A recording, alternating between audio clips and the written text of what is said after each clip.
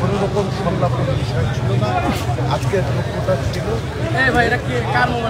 জাতীয় ঐকমত্য কমিশনের প্রক্রিয়াটা কী হবে সে বিষয়ে আলাপ আলোচনা করা।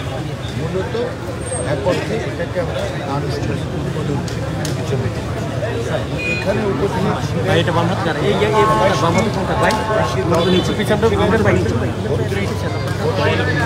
দল এবং জোটের পক্ষ থেকে 100 জনের বেশি সব মিলে এখানে লিখেছেন এবং 32 জন কথাবার্তা বলেছেন। যে বিষয়গুলো খুব স্পষ্ট হয়ে উঠেছে প্রত্যেকটি রাজনৈতিক দলের বক্তব্যে, সেটা হচ্ছে তারা মনে করেন যে জাতীয় ঐক্য রক্ষার আর কোনো বিকল্প নেই এবং সংস্কার প্রক্রিয়া এগিয়ে নিয়ে যাওয়ার ব্যাপারে তারা তাদের দৃঢ় চিত্ততা প্রকাশ করেছেন।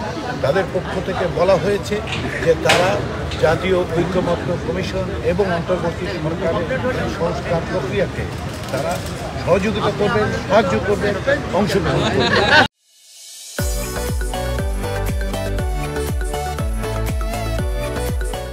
রাজনৈতিক দলগুলোর পক্ষ থেকে দেওয়া বক্তব্য সুস্পষ্টভাবে এবং জাতীয় ঐকমত্য কমিশনের প্রধান অধ্যাপক ইউনূস বলেছেন আমাদের আর বিকল্প নেই।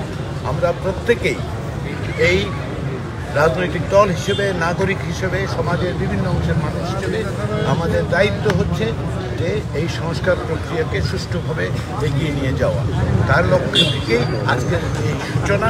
আমরা আশা করছি জাতীয় ঐকমত্য কমিশনের কাজ এখন শুরু হবে। আমরা আলাদা আলাদাভাবে রাজনৈতিক দলগুলোর সাথে কথা বলবো, আমরা জোটগতভাবে কথা বলবো এবং এক পর্যায়ে হয়তো আশা করছি আমরা সম্ভাব্য আবার সকলকে একত্রিত করে আবার আমরা ফিরে আসবো।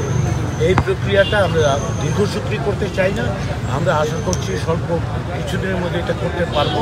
ইতিমধ্যেই সেটা হচ্ছে যে এই প্রক্রিয়াটা অব্যাহত রাখার জন্য রাজনৈতিক দলগুলোর কাছ থেকে আমাদের কাছে অনুরোধ করা হয়েছে যে যে সমস্ত প্রতিবেদন দেওয়া হয়েছে সেই প্রতিবেদনগুলো যেন তাদের কাছে হার্ড কপি হিসেবে পৌঁছে দেওয়া হয়। আমরা সেখানে পৌঁছে দেওয়ার জন্য খুব দ্রুত ব্যবস্থা গ্রহণ করব কমিশনের পক্ষ থেকে।